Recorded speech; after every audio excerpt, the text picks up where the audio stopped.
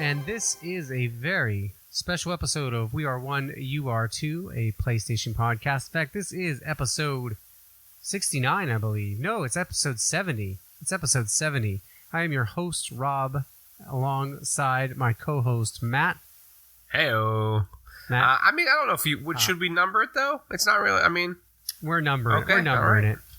It's a special numbered episode. Special numbered episode. But it's canon. Just like Star Wars, it's canon. All right. Just like the Fallen Order is canon, this is canon. And so this is episode 70 of the We Are One, You Are Two PlayStation podcast. That's not right, though. It's 69. Oh, is it 69? Okay, I thought... that's right. I made a joke last week about 69 coming up. And so we're on 69. This is definitely 69. All right. I'm glad I got my stuff together. I've been up since 6 a.m. I drove back. I went to bed at 1. I got up at 6. And then I drove 6.5 hours back to North Carolina today. So I'm a little... And it is now 9:45 at night when we are recording this. And so I'm exhausted. But I am super excited because I just spent the last 4.5 hours with Horizon Shift 81. And that's what we're going to talk about today. So this is our Horizon Shift 81 Impressions episode. If you like what you hear, you can like us, share us, rate us on iTunes. I would really appreciate that. That helps keep us visible and helps keep people coming to the podcast. You can share us through Spotify. You can find us on Spotify if you really love us. Just like a couple of our Patreons do over at patreon.com/weareoneyouare2. Go over there, drop us $1, and you'll keep me and my house for the foreseeable future. It's greatly appreciated. Every dollar goes towards my mortgage. So, feel free to drop us $1 if you don't want to rate us. If you don't want to drop us $1, go over and rate us somewhere so that we can be much more visible to people. So, Matt, we're going to talk about Horizon Shift 81 today. I want to spend some time just before anything else. I guess I should clarify this. We did receive review copies of this. We did. And so, I'm so excited that we got a review copy. Yeah, so I don't want anyone to get the wrong idea that anything we say, you can take it with a grain of salt if it seems biased to you, but we did receive Funbox Media Limited and Flump Studios, who we actually interviewed about 20-some episodes ago, if you want to go back and listen to that, about this very game, and about, at that time, he had just gotten the dev kit for PS4.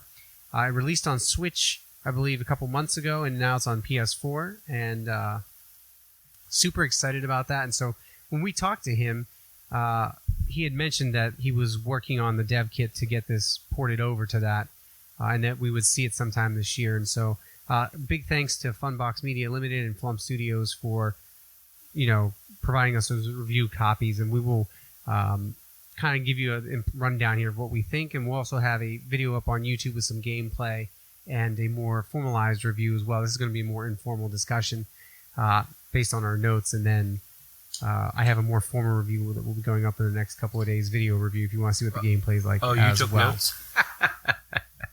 Oh, dude, I have like 700 words written up, and I have probably like 6 sticky notes scattered around my computer. I look like a crazy man here with my because scribbles. I'm a numbers guy. That was 18 episodes ago, episode 51.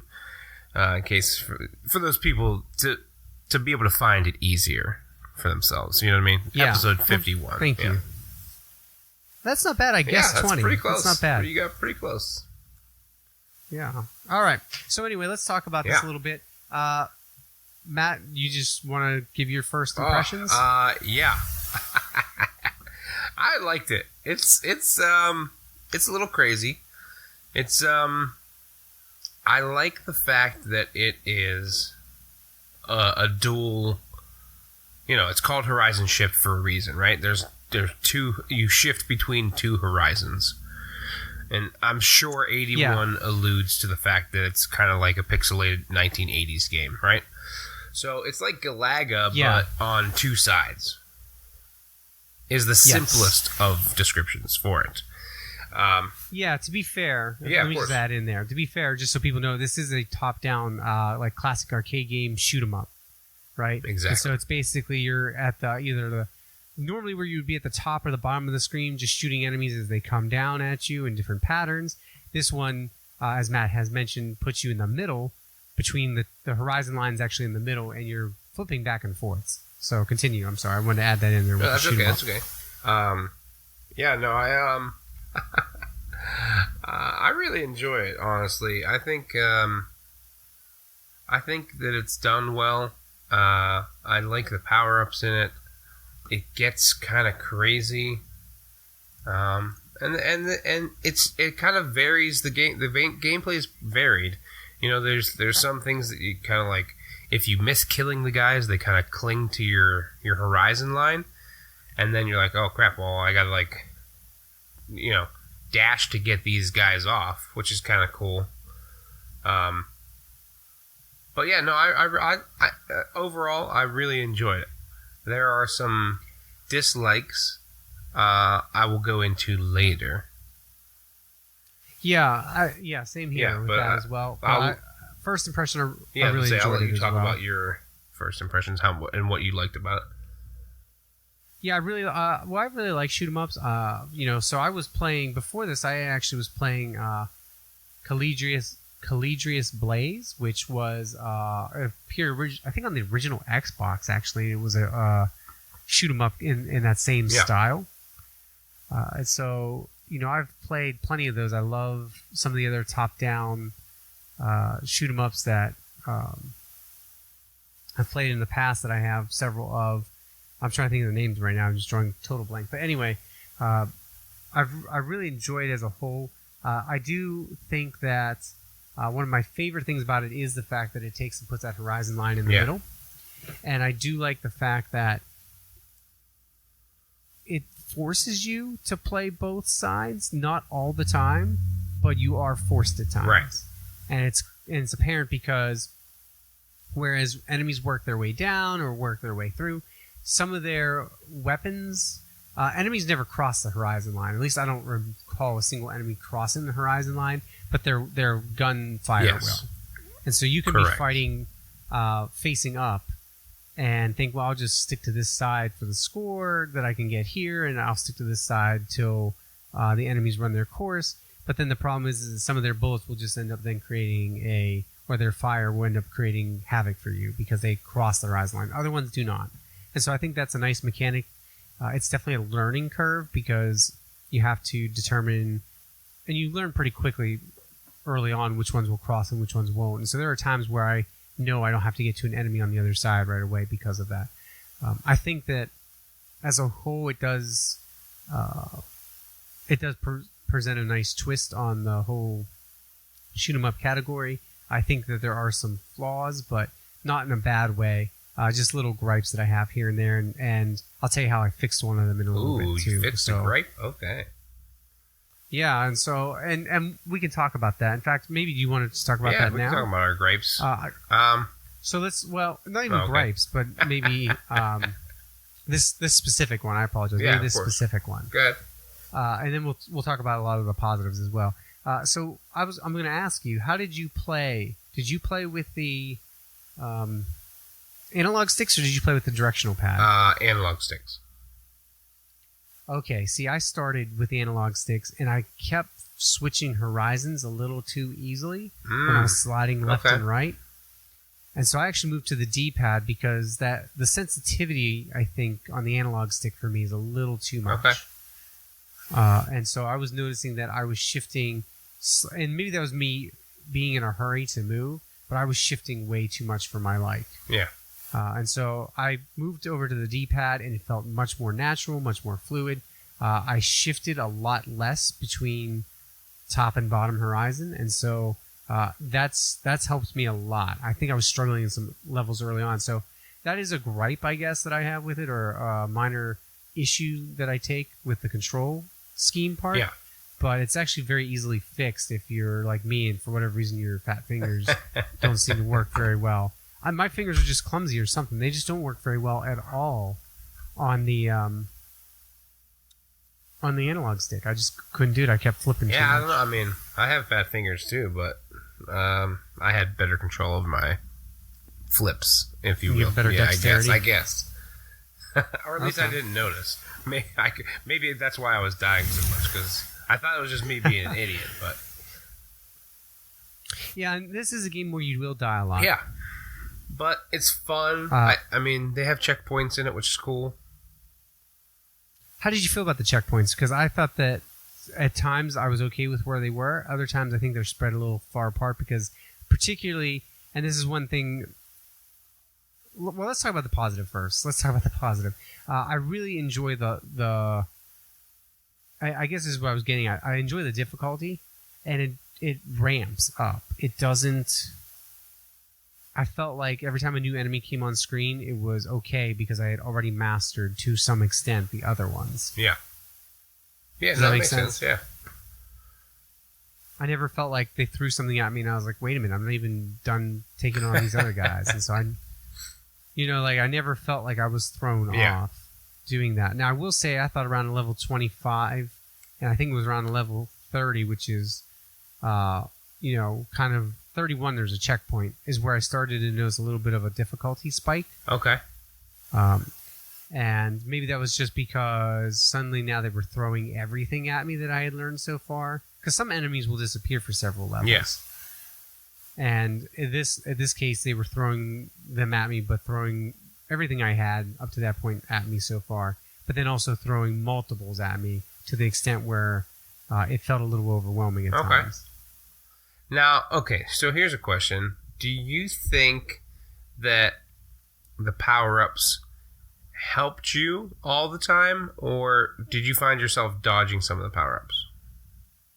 For the most part, I thought they were very helpful. I did dodge a couple because there was a couple of weapons I really enjoyed more than others. Yeah. And not that because there were. I'll put it this way: I like all of the weapons that are in here. I thought they all served a purpose for certain enemy types. Course. So there was never a power up where I went every time I went, oh no, not flamethrower, not again. But there were definitely power ups that I dodged because I knew in a particular situation that was not the most fitting power up. Sure, yeah. And so I did notice that. Just because you mentioned flamethrower, did you? I mean, maybe this is my imagination, but did you notice that you slow down a bit when you're using it? Yes, there are certain weapon types that you do slow down for. Flamethrower. I noticed that for I think it's maybe the rocket launcher. I'm trying to remember off the top of my head because I didn't write that down exactly word for word, but I did notice that there are certain ones that definitely decrease your mobility. Which the other thing that I think we haven't talked about too, speaking of mobility, you are very mobile, very quick for the most part throughout this. One thing that I thought that was underutilized in the first set of levels that I didn't really catch on until almost level 20 to utilize effectively was the jump. Oh, really? Oh, mm-hmm. I mean, I knew it was there. I just didn't bother using it. I mean, how did you had to have, though. I mean, because I don't even think I've made it to level 20, and there was definitely times where I had to use jump.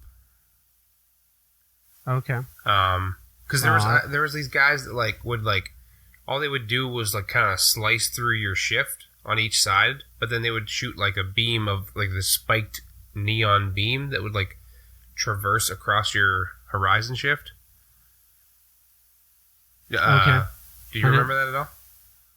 I do vaguely, yeah. I mean, I had to jump for those. Maybe you dashed through them. I don't know if you could do that or not. You can dash through them. See.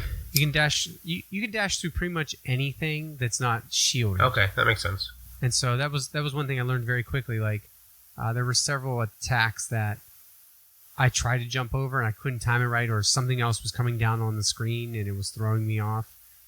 And so I learned very quickly that you can dash through. See, this is what this is what I love about this, though. I mean, we both had very different experiences about what we noticed and what we thought we could do or couldn't do.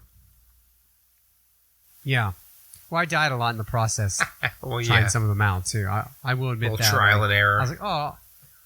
Yeah. Actually, I don't know if you know, and this is something we haven't talked about, speaking of different experiences.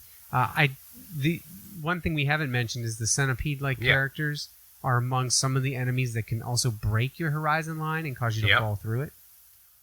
And I don't know if you know this, but if you jump right, if you start to fall, you can actually land yourself back on your horizon. Oh, line. really? Like I did some bizarre thing where I jumped and I flipped horizon and I landed on my horizon line. That's awesome. Like, so I think if you're falling through, if you can flip down right as you start to fall through, because it reverses it'll your like reverse jump. your gravity a little bit. Okay. Yeah. That's cool. Now, that's only happened to me once Yeah. in the five plus hours I played it, but it is doable. Yeah, I like that aspect of it. I mean, obviously, I thought the centipede things, those seem to take out the most of your line. Then, okay. At least for me. You haven't gotten to the giant blobs then, have you? I didn't get. I mean, I got to the asteroids, which take it out, obviously, but... Well, I should say, yeah, I guess they're asteroids. They look like giant blobs to me. Yeah, those are definitely asteroids. But, yeah, no, I mean, I got the asteroids, and of course, yeah, they do come in large sizes, and then you keep shooting them to decrease their size. But, as far as, like, you know, it actually hitting, like, it took out, like, I don't know, maybe a third. I thought, like, the centipede, whenever he I think like, you're he, about like, right. Yeah, it's about a and, like, third. he takes out, like, a third. Now, I will say, whether he was coming from the north or the south, he took out the same third, which, for me, was always the left-hand side, for whatever reason. Oh, okay. No, not for me. I've had the centipedes take out various sides. Maybe it was just the same guy who was letting it by. Probably. Maybe, yeah. But yeah, no, I thought that was a cool aspect of it, though. I think that it kind of helps vary that gameplay. Obviously, it returns, you know, they give you that line back because that's obviously a central part of the game, but for it to disappear and kind of for, you know, a few seconds to ramp up the difficulty for yourself is pretty cool. Yeah, and so that's strictly skill-based. The quicker you get rid of everything, the less likely it is that your horizon line is going to be destroyed and cleaned out. Now, there are also collectibles, I guess, in some regard, if you want to call them that. I call it the little aliens. I've tried collecting them every level. Now, I haven't always succeeded, but I have been able to collect several of them per level. Oh, yeah? Several per level? I'm pretty sure there's only one per level. But I will... Oh, really? Because... Oh, you know what? You're right. I'm thinking between checkpoints. Yeah, between checkpoints, yes. However, did you know that there's bonus rounds?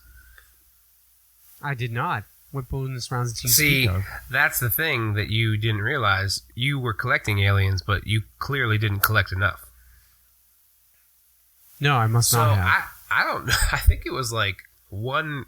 Like, because it's not much of a loading screen, right? Like, I mean, the game kind of starts up relatively quickly, right?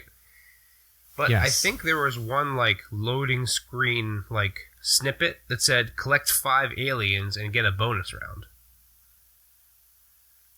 Oh, so basically collect everyone before a boss? Yeah. Is what you're saying? And it'll give you a bonus round. And it turns into a completely different game.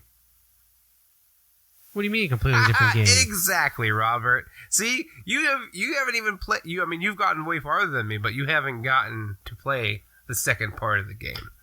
Ugh, how dare you. Anyways, so it turns into... Like, you get... All of a sudden, there's this platform that forms on your in front of you, and it turns into a breakout game. Yeah. Oh, really? And I love those games. I loved Breakout. It's the coolest little thing, like a little ping pong ball. That, you destroy the little blocks above you or below you or whatever. Right. Yeah. And then it turns into that.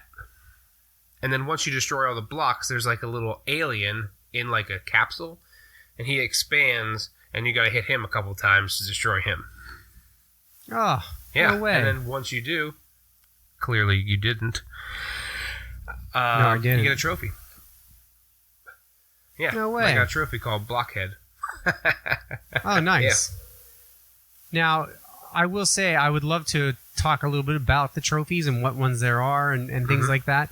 But I don't know about you, but when I tried to sync it to the server, they were not live yet for me. I honestly didn't even look. I I was surprised that there was trophies, I guess. You know what I mean? Not that I didn't think there would be, I guess, but when they popped, I was like, oh, trophies, yay!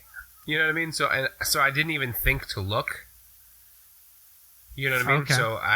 So I would imagine, because it's not completely out, that they're probably not synced.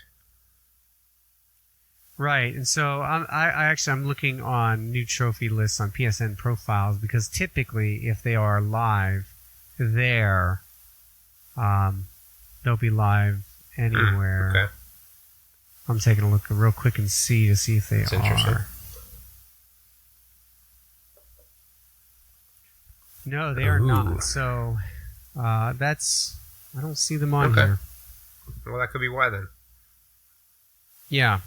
But yeah, so there's a trophy for that. And it gets harder too. I would imagine. I'm pretty sure that each like 5 aliens you collect is a different bonus round as well. You know? Now I don't know. The one thing I don't know is if it carries over, because there's basically 5 stages in between each boss, right? So I don't know if like you collected like 2 before the boss and then went to the next one, if it would work, but I definitely played 2 different types of bonus round. Like one that was just straight up, like straight, like only up, but then there was one that was both sides. So I had to shift, which was really cool. Because they have like these weird, like little, like black hole looking animations. So the ball gets sucked into that and then flips to the other side, or comes out one of the black holes on the other side. Now, have you messed around with any of the customization options as well? I did want to mention those, so we can talk a little bit about that too. I'll talk about enemy types, stuff like that. But did you notice the customization options that are in the menu? No, I did not. So that I went plain Jane. I was like, I will say the menu was like, there was a lot to the menu, so I was just like, I'll just go with regular. I'll see how the regular game plays. Yeah, so you can adjust everything from the music to sound effects to the glowing of the text. You can put a CRT effect on there where scan lines going across if you want your old CRT effect. You can change the mode of the screen, which I think is hilarious because you can actually turn the screen sideways. What? And if you do that, what that allows you to do then is to play left to right instead of that's crazy. Up and down. However, to be fair, the controls are still left to right. So, and up and down the way that they would be if the screen was the way it was. Wait, what? So if you leave the screen, so if I change the screen to rotate the screen left or right so that it's not vertical but horizontal, the button scheme is still the same. And so that is very disorienting. Oh, so you'd have to hit up to be on the left or down to be on the right? Oh, yeah, that would be really freaky for me. I don't know if I could do that. Yeah, so that is a little disorienting. Yeah. But you can adjust that. I imagine you could probably adjust the controls if you wanted to as well. Yeah, that would make sense. Now, I don't like it because it distorts. The game is very pixelated, right? It's a pixel game. And so when you do that, it stretches the pixels almost to an uncomfortable level where they look like garbage, to be quite honest. But it is a great... I was thinking that... But it's pixels, Rob. They're supposed to look like garbage. Yeah. Well, I was thinking because this is on Nintendo Switch, that would be a great effect for the Nintendo Switch. Oh, yeah, I bet. To be able to do that and play a little bit different angle. Yeah. How do you feel about the enemy variety? The ones that I ran into, I thought was pretty decent. I mean, I thought... No problems with it? Sorry? Then? No problems with it, then? No. I mean, maybe a little bit repetitive, but I figured that was kind of because I didn't get too far. You know what I mean? I don't know. Again, I don't know exactly how many levels there are, but I probably only got maybe halfway. Maybe a little bit further. But no, I mean, I think it was interesting to see how they reacted once they got to the horizon line, because some of them react differently. So some of them I would be able to kill before they got there, and you know what I mean. Right. So there's some that I would just let go, but then there was there'd be times where I didn't happen to get all of the same kind. So how they reacted to the horizon line was different, which I thought was kind of cool. Yeah. And I will say, in terms of that, I never really have a problem with enemy variety in games. It seems like that's a lot of. I know a lot of people have that complaint or that gripe with games that there's not enough enemy variety, but that's every game you play. So I really never have an issue with that. I tend to look past that. I actually really enjoy the enemy variety in this one. Some of them are more frustrating than others, but I think that's by design, right? By intent. I'm not a big fan of the spider type ones that shoot the glowing balls, but they just take too many hits for my liking. They're pretty big. Yeah, but as a whole, it's a great game. Yeah. It's got a lot going for it. It's a great game if you like shoot 'em ups. I'll put it that way, and you like the pixelized 80s Galaga style gaming. It will harken back to that and Centipede and lots of other games from the 80s. So I looked up Galaga, right? And I wonder if the 81 is in reference to Galaga, because its initial release date was in 1981. Yeah, I believe it is. A little nod to the game that came before it, or the game that started it all, I guess. Yeah. And so it's this actually would be a great game for Vita, I think, too. I know the Vita's dead, but just wanted to say that. No, I mean, that's all all. of these shoot 'em ups, kind of like old arcade styles, are decent for Vita. That doesn't, that makes sense to me. Yeah. Mm-hmm. So, I mean, it's just I'm trying to think what else I wanted to talk about. Let me look at my list here. Favorite power-ups. That's what I want to talk about. That's one of the things I want to talk about. Sure. Did you have anything? Okay, I'll go first. I'll let you collect yourself since it was my idea to talk about it. I have to think about that. One point, so there's a thing that's SAT. It's satellite. There's a satellite, and it literally just orbits around you, shooting in every direction. Yes.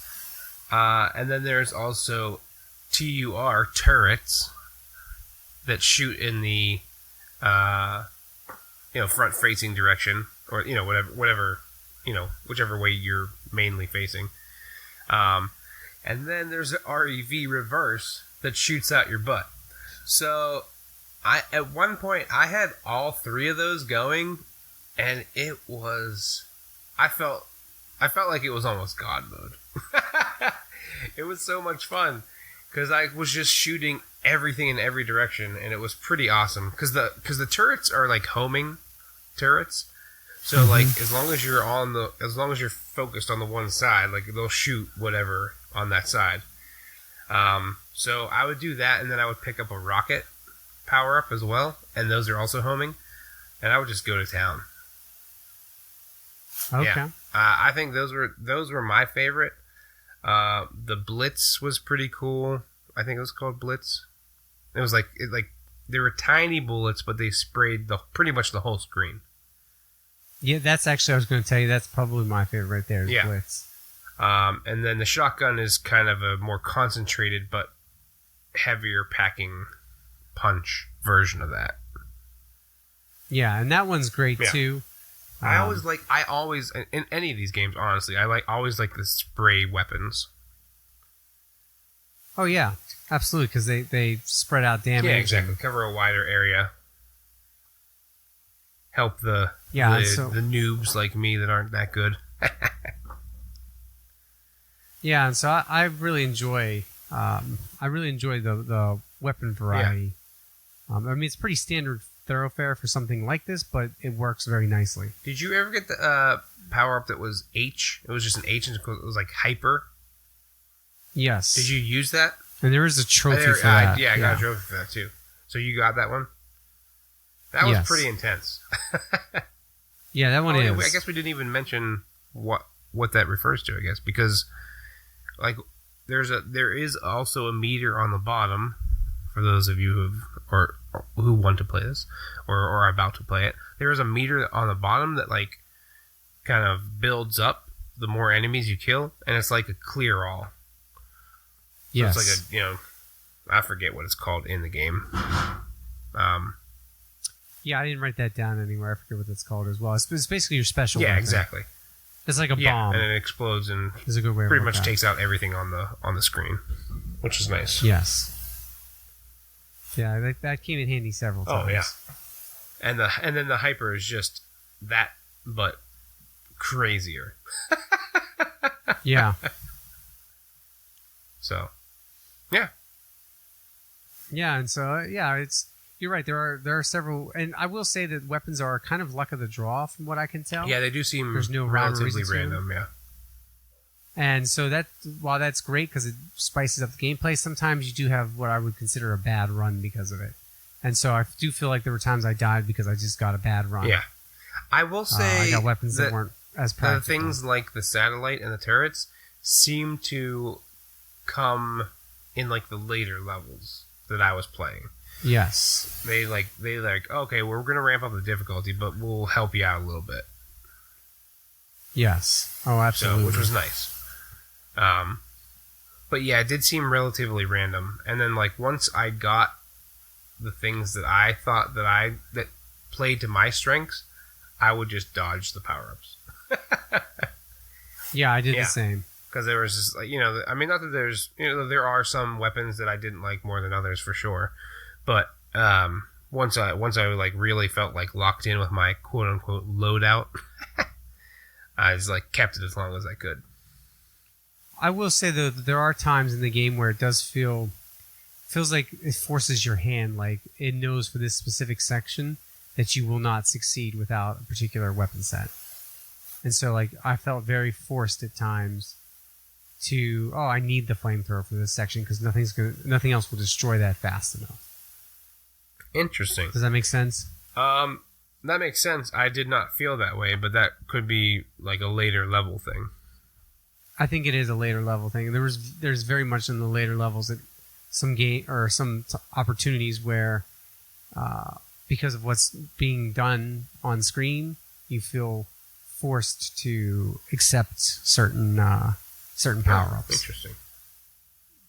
And again, maybe it's a skill level thing too. Yeah, it could right. be, So right. I shouldn't completely write that off in that regard, but it did feel very much like a combination between a little unbalanced, I guess, in that regard. And again, that's where I think that difficulty spike in the 30s comes in. Now, mind you, you're near the end of the game. Yeah, of course. But I will say that, it takes you about 5 minutes to finish 5 rounds. Okay. But so if you're not at that boss, that checkpoint yet, you're going to wind up replaying a section over and over and over again, Yeah. and that's where it can get a little grindy and wear you down a little bit. And that's where the luck thing I think comes in, or the difficulty spike. I can't tell if it's luck, difficulty spike, or a combination of both. But there is a lot of memorization I think involved too. Yeah, to a certain extent. Yeah, I could. Because after a while, I started going, okay, I know what enemy's coming next. I know what they're going to do. Once here. you keep dying, yes, for sure. Oh yeah, absolutely. And so, as a whole, like I said, I thought it was a really great game. Now, the one thing we haven't mentioned, I guess that we should, is that there are plenty of game modes. There are at least 7 different game modes. So when you go to the start game screen, I can't even talk. There's Arcade Classic. There's Arcade Arrange, which is same thing as Arcade Classic, except you have 1 life to fight through all the levels. But there's a checkpoint after every level, whereas the other one, there's a checkpoint on and after every boss battle. There's Speed Up, which is 3 lives, but the game speeds up after each level. Wow. There is Hyper Mode, which is where you start with only 1 life and fight to survive at 150% speed. There is Free Mode and there is Boss Mode, which I imagine are unlocked by finishing the game as well. And so, nice thing about Arcade Classic is you can actually go through and determine what level you want to start at. So, if you exit out of there, don't feel like you're stuck on that. I mean, as long as you get to the checkpoint, obviously. Yeah. Yes. There's also easy mode, which I played on normal. I don't know where you played, but I played on normal. I think I played normal as well.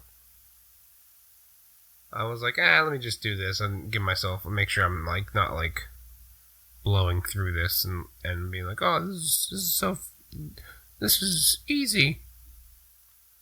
And then just be like, thinking that that's all it is just like this easy kind of quick shoot 'em up. But so I did play on normal, and it was, I mean, it gets pretty intense. It does. It's very intense, and then from there is where you can I talked about the customization of the screen. You can do everything, including customize something called 81 mode, which is very, very reminiscent of 80s. It literally turns your TV screen into almost like an 80s arcade. That's awesome. Feel, yeah. And so, there's plenty of customization options. Again, though, you have to be a fan of this type of gameplay. I don't imagine this is going to be a shoot 'em up that anybody just wants to pick up. I mean, because I don't know. I don't necessarily think. No. I mean, yes and no. I mean, but I mean, maybe the younger people, but I mean, people like us who were around back in the heyday of when this stuff was, the thing. I mean, it's a little bit older than us, but it has a certain nostalgia value to it, I think. It does. And, and that's what it plays heavily on. It works. Yeah, I think it does. Again, though, I like what it brings to the genre with the Horizon line there in the middle. Yeah. And I know that's the whole gimmick of it, but, Flump Studios, when we talked with him, he's been making games for a long time, and so it shows. Yeah, right? absolutely. Does it have, some minor things we've mentioned here, I think that we were picking on, but as a whole, would you recommend people purchasing this? Oh, yeah, 100%. Yeah, I would too. And again, it's actually one of those games that, and I wrote this in the review that I'm working on, so I'll just talk about it briefly here. It is one of those games that I expected to pick up, and I thought, well, I'll play for maybe 10 minutes, set it down, go do something, come back, play another 10 minutes, come back. And I think you can play it that way, but I think you get the most enjoyment out of it if you have a couple hours. Yeah. Honestly, you also it's easy to get lost in it for a couple hours. You know what I mean? We probably would have been recording this a little bit earlier had I been paying more attention to my phone as opposed to the game. Well, so it is easy to get lost in, and I also think that your skill level is heavily dependent on playing it. So you might play for 10 minutes here and there, but you're going to be able to probably be most effective with the later levels if you've been playing it straight. Yeah. There is some benefit to that. Yeah, definitely. And so, yeah. Like I said, overall great game. Yeah, I agree. I would give it, if we're going on a rating system, a fan's rating system, I would say I'd give it an F, an A, and an N. I'm a fan of it. How do you like that? I mean, it's pretty good. 3 out of... I'm confused about is that like the top or is your last name like? Yeah. So if F is it's terrible, it stinks, right? FA is kind of like Yeah. FAN is you're a fan of it, and then fans means that it's full level, right? Like Horizon Zero Dawn is a fans game. Okay. Right. If you're a fan of video games, you owe it to yourself. A fan, FAN, I think you're still. I definitely think it's worth it. Well, what about the last letter of your name though? What about Fanzo? Like, fans, oh my God, you gotta play this game. Sure. I mean, if that's the case, I'll add the Z in there for this one. Yeah. I think it's just those small little things. Yeah. That we talked about that pulled away from being perfect. But I will say that I think that as a whole, you won't be disappointed with it. Yeah, I agree. You can find it on Steam right now for $5. Nice. I'm not sure. And there's also a demo on Steam. Of course, it is coming to the PlayStation Store tomorrow. I'm not sure how much it's going to cost. I would imagine maybe $10, probably under 10. It's probably get it for under 10. But I would highly recommend it. In fact, it is. If you go to the PS blog drop, it is the game that's pictured at the very top. Oh. So, but an explosive wave-based single-screen shmup with a real retro feel to it. You can play the game in Tate screen mode.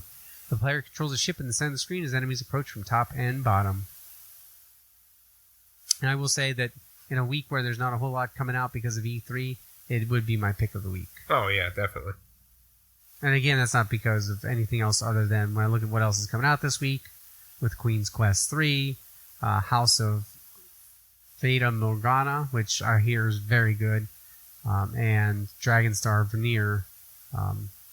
Very short week, but... Oh, I forgot to mention Verlet Swing as well. I definitely think it's worth it. Cool. It's a good summer game. Yeah, for sure. If you have a Switch, go pick it up as well. It's worthwhile on there as well, from what I understand, too. So, cool. All right. Anything else? No, I think that's it. Yeah, I would agree. Yeah, I think that's going to wrap it up for that. So that's been our impressions, our review so far of Horizon Shift 81. It is out tomorrow, or if you're listening to this tomorrow, it is out June 11th on the PlayStation Store. I'm going to guess that you can probably grab it for under $10. I would say don't even hesitate. Go do it. It's well worth it. Again, thanks to Flump Studios. For, again, episode, you said it 51. Yeah. So 18 episodes ago, you can go back and listen to our interview with him. Talks a lot about his experience as well as this game coming out. So we're glad it's finally here. And again, thanks to Funbox Media Limited for giving us the codes for review as well. And again, check out our YouTube channel probably by Wednesday. If you're listening to this on a Tuesday, by Wednesday we'll have that up for you. A gameplay video for you as well, so you can check that out and see what the gameplay is like, as well as a more formal written review rather than just two idiots talking about what they liked as they move through it. So, all right. Well, that's all I've got, Matt. Alrighty, that's it. Thanks for joining me. Thanks for chatting with me Yeah, about this. my pleasure. And I will say, if you're an indie dev listening to this and you'd like for us to spend some time with your game for a review episode, or if you're a listener and you'd like to have us do this more often for our podcast, please let us know. Find me on Twitter at weare1ur2. You can email me at weare1ur2@gmail.com. You can find me on Instagram at weare1ur2_gaming. Pretty much anywhere like that. And again, you can find us on iTunes, over on Patreon. If you become a patron, you can have early access to some of our podcasts. I'm going to start putting some posts up there that are Patreon only as well, and things like that too. So feel free to jump by and say hello and throw $1 our way. And if not, certainly go rate us on iTunes. We appreciate it. Those really mean a lot to us.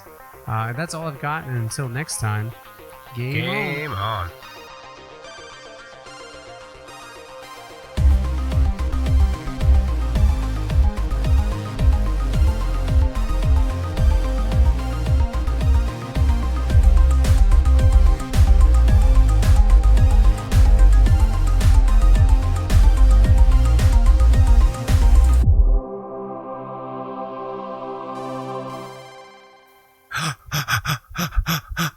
This is the breathtaking outro music to take my breath away. Outro music. No, you're breathtaking. Aww. Keanu reference. You got 5 out of 5 Keanu's for that.